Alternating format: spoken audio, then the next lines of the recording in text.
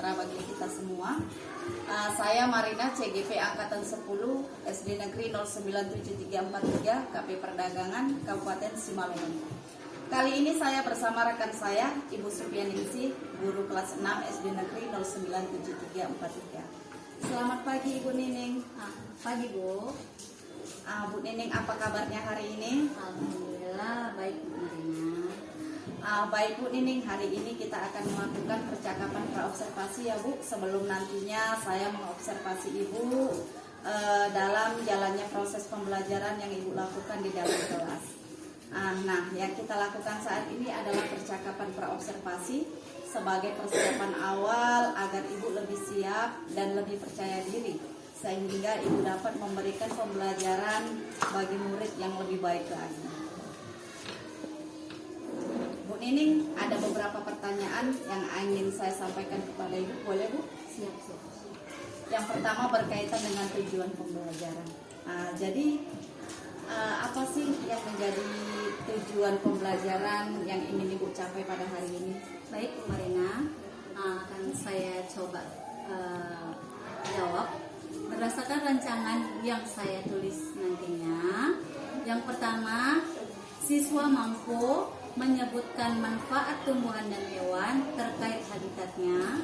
Yang kedua, siswa mampu membuat poster tentang cara melestarikan tumbuhan dan hewan. Jadi ada 3 tujuan ya Bu ya yang ingin Ibu capai? 2. Oh, 2. Dari materi ini ada 2 tujuan yang ingin saya capai. Dari 2 tujuan ini yang ingin Ibu capai. Nah, bagaimana dengan area pengembangan yang ingin Ibu capai dan yang ingin Ibu lakukan pada kegiatan observasi nantinya? Baik Bu, area pengembangan mungkin saya akan menekankan pada pengetahuan dan keterampilan siswa, baik pengetahuan siswa menguraikan apa itu manfaat tumbuhan dan hewan dengan habitatnya. Jadi area pengembangan yang ingin Ibu capai adalah pada aspek pengetahuan dan keterampilan yang ada. Dan yang kedua Bu ada yaitu keterampilan siswa menuliskan rangkuman serta menuliskan kata-kata atau kalimat yang akan dikaitkan dengan tema hewan dan tumbuhan tersebut. Jadi tertarik ini. Nah, bagaimana rancangan pembelajaran yang ingin Ibu jalankan? Mungkin dari strategi pembelajarannya, model pembelajarannya, atau metode pembelajarannya? Baik Bu, untuk strategi yang saya gunakan adalah pembelajaran berdiferensiasi berdasarkan kesiapan belajar siswa yang diintegrasikan dengan pembelajaran sosial dan emosional. Kemudian, saya akan melakukan pembagian kelompok sesuai dengan kemampuan, keterampilan, dan keaktifan siswanya. Dan untuk model pembelajaran, saya menggunakan model berbasis masalah atau PBL. Dan untuk metodenya, saya menggunakan diskusi kelompok, tanya jawab, ataupun penugasan. Baik Bu, jadi rencana yang ingin Ibu terapkan di dalam kelas menggunakan strategi pembelajaran berdiferensiasi Bu, yang diintegrasikan dengan pembelajaran sosial, emosional menggunakan model pembelajaran problem based learning ya atau PBL, dan juga dengan menggunakan diskusi kelompok, tanya jawab, dan penugasan. Nah, bagaimana dengan media pembelajaran yang Ibu gunakan dalam kelas? Baik Bu, untuk media pembelajaran yang akan saya gunakan, mungkin saya akan menggunakan bagan contoh teks, kemudian LKPD. Oke, baik. Kira-kira kapan Ibu akan dilakukan pembelajaran tersebut? Hari apa dan jam berapa? Baik, kita akan memulainya di hari Kamis jam jam keempat dan 5, tepatnya di kelas 6 ya Bu ya. Oke. Jadi hari Kamis jam 4.05 ya Bu ya. Saya akan melihat langsung dan mencatat hal-hal apa saja yang terjadi di dalam kelas ini. Baik. Jadi setelah melakukan kegiatan observasi atau pembelajaran dalam kelas, kita akan melakukan percakapan yang terakhir ya Bu. Percakapan yang terakhir itu adalah percakapan pasca observasi yang nanti akan didampingi oleh pengajar praktik saya, Ibu Leli Hutabarat. Nah, sebelum kita akhiri, kira-kira apa ini Bu yang Ibu dapat dari hasil percakapan kita hari ini? Baik Bu, saya dengan apa yang kita lakukan hari ini, saya mendapatkan gambaran mengenai metode apa yang akan saya gunakan nantinya, kemudian media apa yang akan saya persiapkan, serta memiliki gambaran dari percakapan yang kita lakukan hari ini. Oke, baik Bu, terima kasih Bu atas waktunya. Terima kasih sudah bersedia berbincang-bincang dengan saya dalam percakapan praobservasi. Dan sampai bertemu di kegiatan observasi kelas hari ini ya, hari Kamis jam 45 di kelas 6. Oke, baik, demikian percakapan hari ini. Sampai bertemu di kegiatan observasi kelas dan juga percakapan pasca observasi. Terima kasih. Wassalamualaikum warahmatullahi wabarakatuh.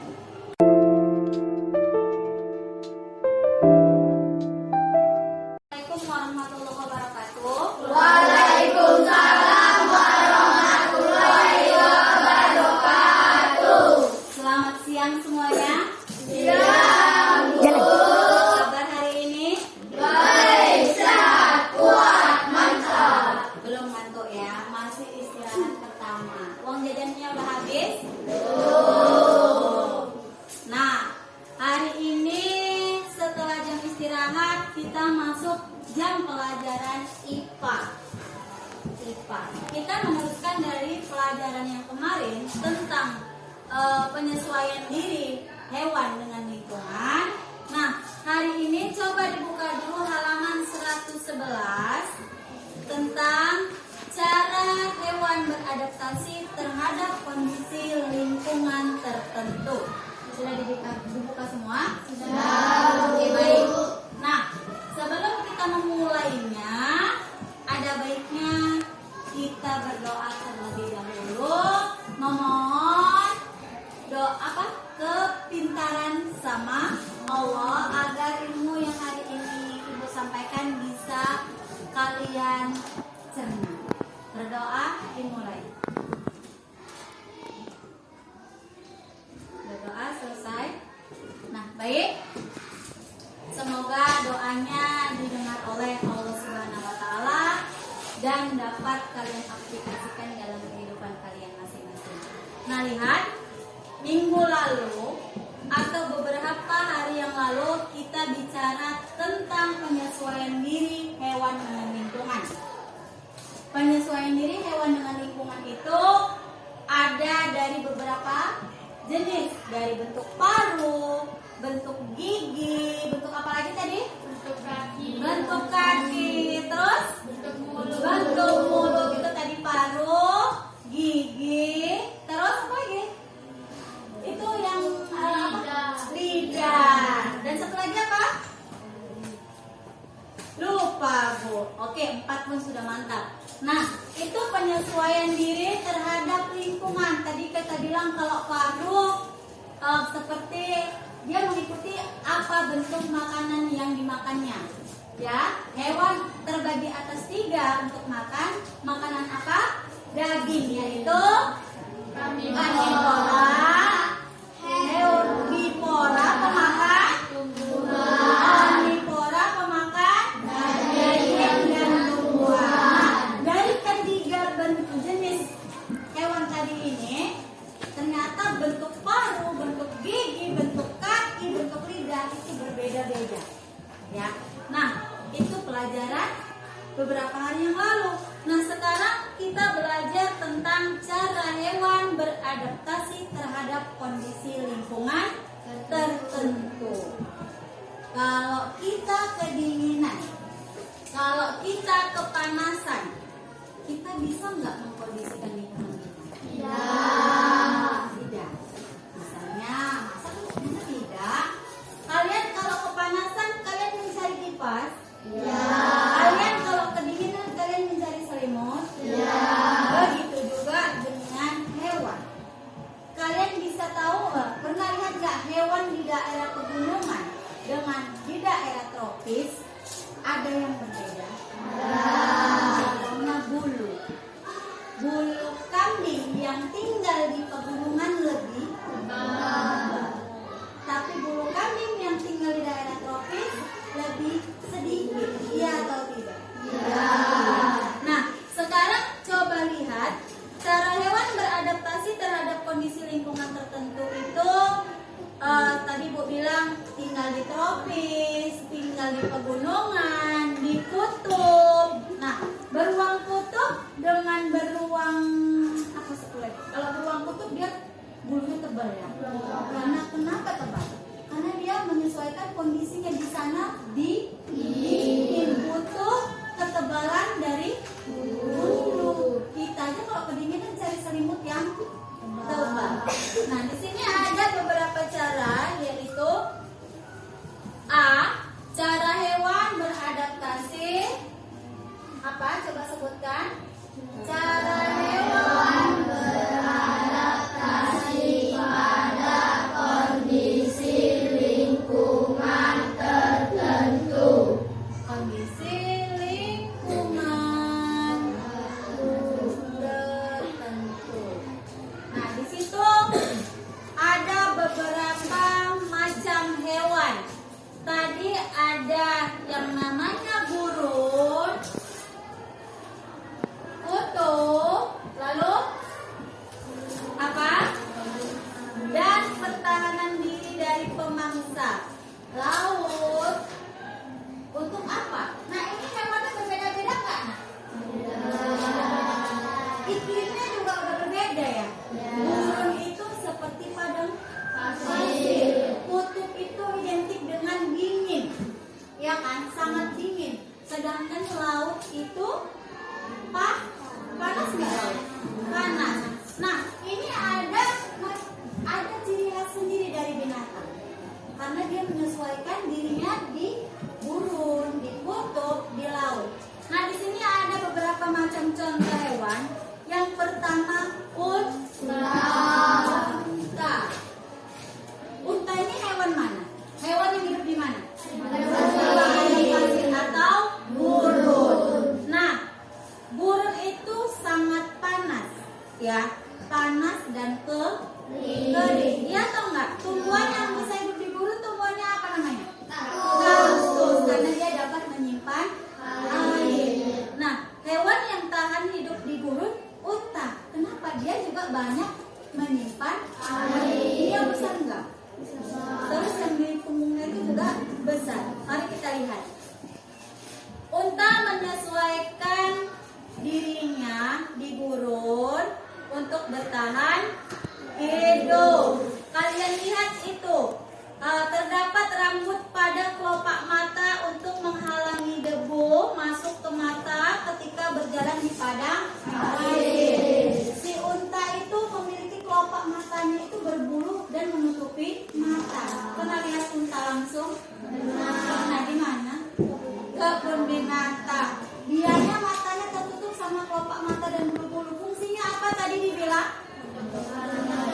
Untuk menghalangi debu agar tidak masuk langsung ke mata. Lalu lihat telapak kakinya, nak. Telapak kakinya lembut, memudahkan berjalan di atas tanah berpasir. Jadi telapak kakinya itu nggak keras kayak kuda. Dia jalannya pelan-pelan melenggang, nggak kayak kuda, lari aja bawaannya. Baru yang di atas itu yang kayak lembu, ya kan?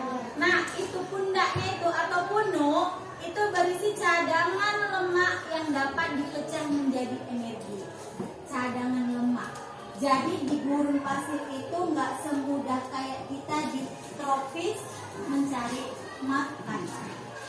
Jadi dia nanti dapat makanan, makanannya itu diproses, disimpanlah cadangan makannya di mana tadi? Di gunung. Dia kerjanya jalan, di padang pasir itu jalan kan? Jauh panas. Jadi dia kalau pas nggak ada makanan, dari mana dia ambil makanannya?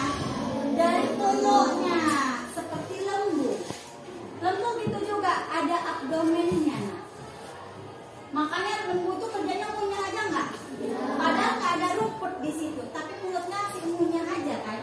Ada dari abdomennya itu dibalikin lagi ke mulutnya, dimuntahkan, dikunyah lagi, ditelan lagi. Iya nggak Wendy? Iya, karena Wendy yang setiap hari sama lembu, ya kan? Oke, kita lanjut. Di situ ada contoh lagi, beruang kutub. Tadi kalau unta dia contoh hewan gurun.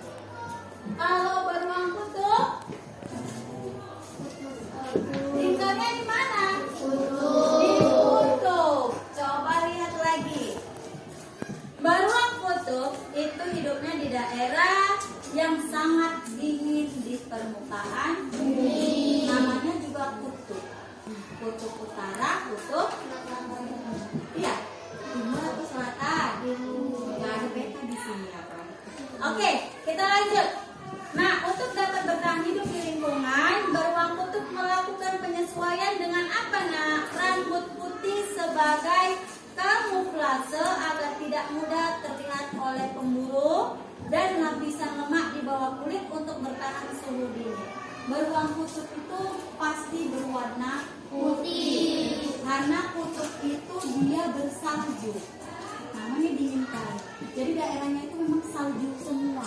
Jadi kenapa tadi beruang kutub dia berwarna putih? Untuk menghindari dari pemburu atau pemangsa.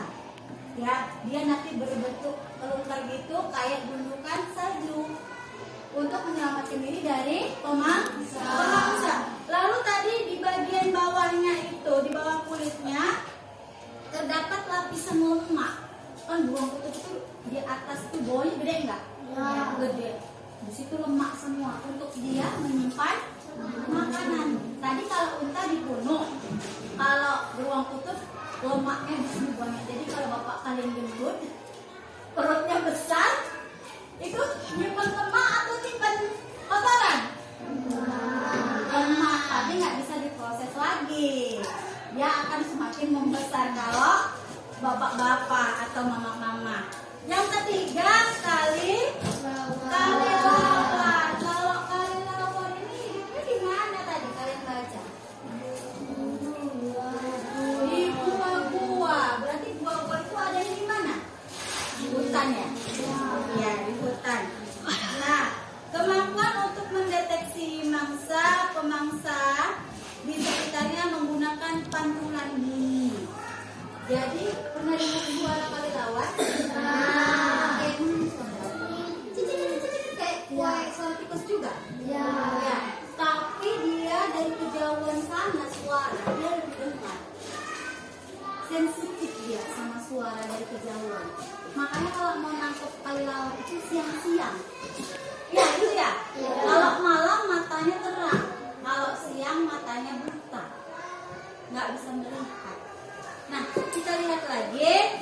Yang keempat, burung hantu. Burung hantu memiliki penglihatan dan pendengaran yang tajam dan peka untuk mencari mangsa pada malam hari. Ini sama kayak kalelawan. Kerjanya malam. 5, lumba-lumba dan paus. Lumba-lumba dan paus ini hidupnya di mana? Di laut. Dia menyesuaikan dirinya dengan apa, nak? Beradaptasi dengan lingkungannya dengan apa? Dia kan kerap muncul ke permukaan laut ya? Sebentar-sebentar, kadang 1 jam sekali dia ke atas. Mau ngapain? Mengambil oksigen. Dia lompat setingginya. Ketika turun lagi dia tuh udah menyimpan oksigen. Makanya pernah nggak kalian tengok yang dari sini menceratkan air? Nah, kalau kalian sedang bernapas dalam air, gitu kan? Keluar nggak kupluk-kupluknya? Nah, itu mengeluarkan oksigen. Kita lanjut. Nah, cara yang kedua yaitu cara hewan beradaptasi untuk melindungi diri dari pemangsa. Cara hewan beradaptasi untuk melindungi diri dari pemangsa.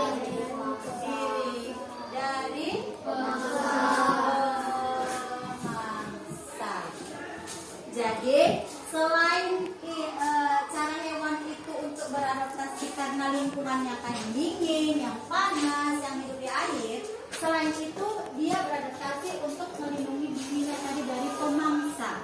Contohnya cicak dan tokek.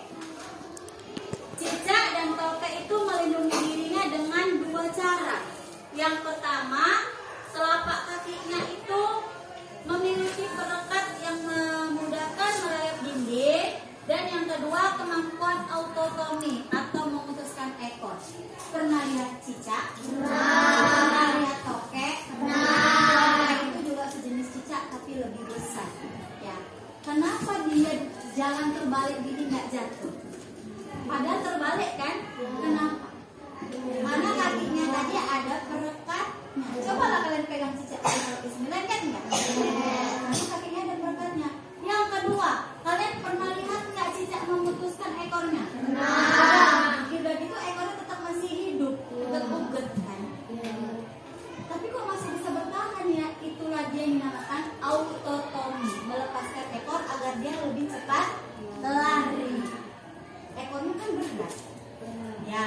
itu kalau cecak dan tokek untuk melindungi dirinya. Sedang kalau contoh kedua bunglon, pernah lihat bunglon? Pernah. Hewan mimikri, ya. Hewan ini melindungi dirinya dengan cara apa? Berubah warna. Kalau dia nempelnya di daun, bunglonnya berwarna. Kalau dia nempelnya di batang, berwarna. Kalau dia nempelnya di kulit manusia, kalau yang putih, kulit putih gitu. Pernah nengok bunglon kulit putih? Pernah. Nah itu bunglon dan cecak. Yang ketiga walang sangit. Pernah kan nggak lihat walang sangit? Walang sangit itu dia jalan-jalan, tapi kalau kesenggol kalian langsung mengeluarkan apa? Bau yang sangat tidak enak, menyengat. Itu cara si walang sangit melindungi dirinya dari pemangsa. Yang keempat landa. Pernah lihat landa? Di TV kebun binatang. Landa itu berduri ya? Dia jalan aja, tapi ketika nampak pemangsa atau nampak orang lain atau nampak kita sedang melihat, kadang dia kalau lagi takut langsung berdiri gitu. Landa apanya? Durinya atau bulunya? Bulunya tapi berduri, ya kan? Kalau kesentuh kalian sakit, nah itulah cara dia melindungi dirinya. Kalau ikan buntal, pernah lihat ikan buntal? Mana? Di buku itu, di HP. Nah kalau ikan buntal, caranya kayak mana melindungi dirinya? Dia mengembangkan badannya seperti balon udara. Jadi dikira balon oksigen yang dari air. Dikiranya padahal dia melindungi dirinya, terbang-terbang dia gitu, berenang-renang. Oke, sampai di sini ada yang mau ditanya? Tidak. Jadi refleksinya hari ini cara hewan itu beradaptasi ada kuncinya untuk dua. Yang pertama pada kondisi lingkungan, dia menyesuaikan dia tinggal di mana, makanya bulunya bisa menebal atau tipis ya. Kalau tinggalnya di tropis, contohnya tadi kambing, dia akan menipis. Kalau dia tinggalnya di mana, kutub dia atau pegunungan, bulu kambing tadi akan lebih tebal. Sedangkan kalau untuk beradaptasi melindungi diri, tadi caranya kalau hewan-hewan itu dengan caranya masing-masing. Kalau cicak atau tokek dengan jalan merayap karena ada perekatnya di kaki dan bisa memutuskan ekor, itu cara dia. Jadi kalau cara manusia melindungi dirinya kayak mana? Mencari senjata. Iya. Oh iya. Nah, sekarang Ibu mau coba tanya ke kalian dari yang Ibu jelaskan. Di situ ada sebuah pertanyaan. A. Punuk pada unta berisi fungsinya apa? Menyimpan makanan. Baru kemampuan bunglon untuk mengubah warna tubuh sesuai lingkungannya dinamakan berubah warna. Lalu dari hewan berikut, belalang, bunglon, ular hijau memiliki kemampuan kamuflase. Apa kamuflase? Kamuflase adalah kemampuan yang dimiliki hewan untuk menyesuaikan warna. Nah, kemampuan hewan untuk menyesuaikan warna tubuhnya dalam melindungi diri. Baru manfaat kemampuan ekolokasi yang dimiliki oleh paus. Ada tadi kita bahas di paus. Ada ekolokasi. Untuk apa? Untuk menghindari diri dari pemangsa. Lalu penggunaan cangkang bagi kura-kura. Oke, mantap. Jadi ada tugas untuk kalian. Di situ ada tuliskan manfaat penyesuaian penyesuaian diri bagi hewan. Lalu carilah informasi hewan yang ada di sekitar lingkungan rumah kalian. Ya, bisa. Besok ibu kumpul pagi-pagi di sini.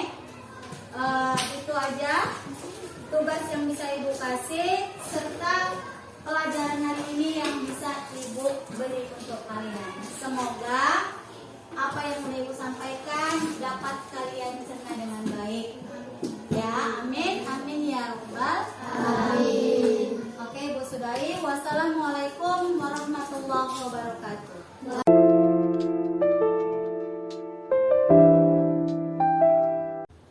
Assalamualaikum warahmatullahi wabarakatuh. Selamat siang, salam sejahtera bagi kita semua.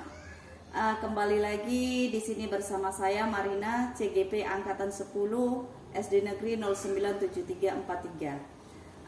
Kali ini saya tidak sendiri, saya masih ditemani oleh Ibu Nining dan Ibu pengajar praktis saya Ibu Leli. Di sini alhamdulillah pada kesempatan ini masih bisa berjumpa kembali dengan ibu-ibu. Selamat siang Ibu. Alhamdulillah pada percakapan pasca observasi ini sudah dilakukan 2 kegiatan sebelumnya, yaitu kegiatan praobservasi dan kegiatan observasi. Nah, tujuan diadakannya observasi ini adalah untuk mengevaluasi jalannya proses pembelajaran di kelas, supaya tahu dan tindak lanjutnya seperti apa, selanjutnya bisa lebih baik lagi. Untuk tujuan diadakannya pasca observasi ini untuk mengevaluasi dan berbenah diri, berefleksi sesuai dengan kegiatan observasi kemarin yang sudah dilakukan di dalam kelas. Oke, baik. Bu Nining, apa kabarnya hari ini, Bu? Alhamdulillah baik, Bu Marina. Alhamdulillah. Ibu, kemarin kita sudah melakukan praktik pembelajaran di dalam kelas. Ibu sudah melakukan observasi pembelajaran di kelas. Nah, gimana nih Bu perasaan Ibu Nining ketika melakukan pembelajaran di kelas? Baik Ibu. Nah, perasaan saya ketika mengajar di kelas itu saat melakukan pembelajaran observasi yang Ibu buat, saya merasa sangat senang. Senang ya Bu ya. Terus Bu, adakah hal-hal yang menarik dalam pembelajaran yang sudah dilakukan kemarin di kelas Bu? Pastinya Ibu, dalam pembelajaran yang sudah dilakukan di kelas, tentunya metode yang saya gunakan mempunyai kelebihan dan kekurangan. Adapun kelebihannya diantaranya meningkatkan keterampilan sosial siswa, serta kekurangannya yaitu membutuhkan waktu yang cukup lama untuk mencapai target yang dibutuhkan. Oke, baik. Jadi untuk skala 0 sampai 10, kira-kira Ibu ada di posisi mana ini sekarang, Bu? Untuk skala 0 sampai 10, kira-kira saya pada posisi 7 sampai dengan 8. Adakah yang ingin Ibu tingkatkan lagi ke depannya, Bu? Baik, mungkin saya dalam pembelajaran harus terus membantu siswa untuk mengeluarkan ide atau gagasannya sendiri dalam pembelajaran. Oke, berarti kita lebih membuat siswa itu lebih aktif lagi ya Bu ya, dan berusaha mengakomodir semua kebutuhan murid yang beragam ini. Oke, baik Bu. Apa rencana Ibu ke depan terkait dengan pembelajaran yang Ibu lakukan di kelas untuk mengcover semua kebutuhan siswa yang beragam tadi, Bu? Ya, mungkin dengan menggunakan pembelajaran yang berdiferensial dan pembelajaran sosial emosional untuk membuka kesadaran murid supaya termotivasi dan nyaman dalam proses pembelajaran.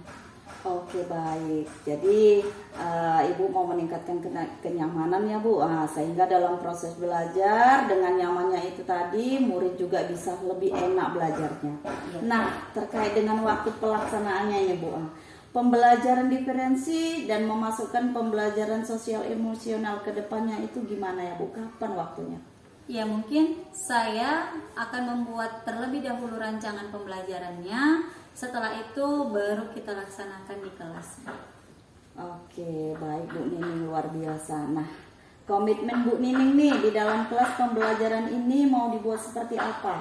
Ya Bu, komitmen saya tadi dengan pembelajaran berdiferensiasi dan sosial emosional diharapkan memberikan karakter yang lebih baik kepada siswa.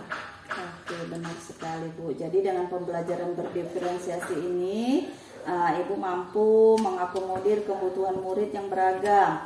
Dan dengan pembelajaran sosial emosional ini, Ibu dapat menumbuhkan motivasi yang baik lagi untuk belajar dan menumbuhkan karakter yang lebih baik juga ke depannya.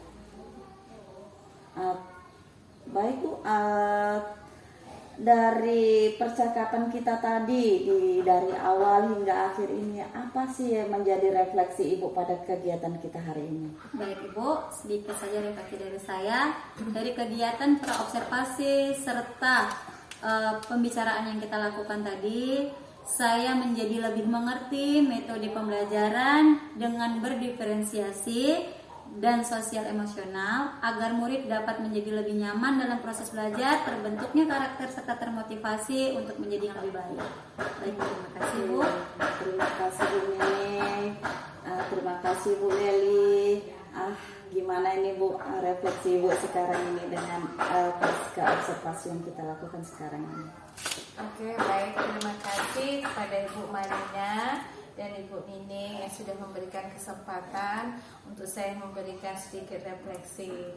Nah, dari rangkaian percakapan coaching yang sudah dilakukan tadi, ini sangat luar biasa dan bagus sekali.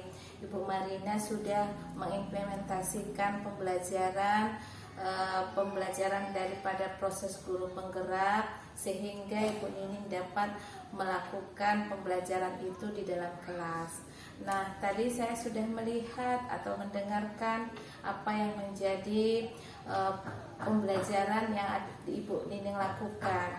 Tadi metode pembelajarannya berdiferensiasi, itu sangat bagus. Untuk tahapan berdiferensiasi ini adalah untuk merangkumkan segala macam-macam kebutuhan daripada siswa, sehingga proses pembelajaran itu dapat berjalan dengan baik dengan komponen penguasaan sosial emosionalnya. Di dalam penguasaan emosionalnya, siswa dapat menahan atau mengakomodir apa yang menjadi emosionalnya, sehingga pembelajaran itu dapat berjalan dengan baik dan siswa dapat nyaman, tentram, dan bahagia menerima pembelajaran daripada ibu. Nah, itu artinya keterampilan daripada siswa dapat kita lihat, siswa semakin kreatif, siswa dapat berkolaboratif dan berinovatif, sehingga siswa nantinya dengan pembelajaran berdiferensiasi ini dengan kemampuan KSE-nya, siswa semakin ataupun murid semakin bisa mencapai kebahagiaannya yang sempurna, kebahagiaan dirinya sendiri sampai dengan kebahagiaan mencapai masa depannya yang lebih gembira atau yang lebih cerah. Nah, itu refleksi dari saya. Semoga Ibu Marina semakin semangat berpacu untuk melakukan yang terbaik untuk satuan pendidikan. Kemudian Ibu Nining juga boleh mengimplementasikannya, dapat menerapkannya.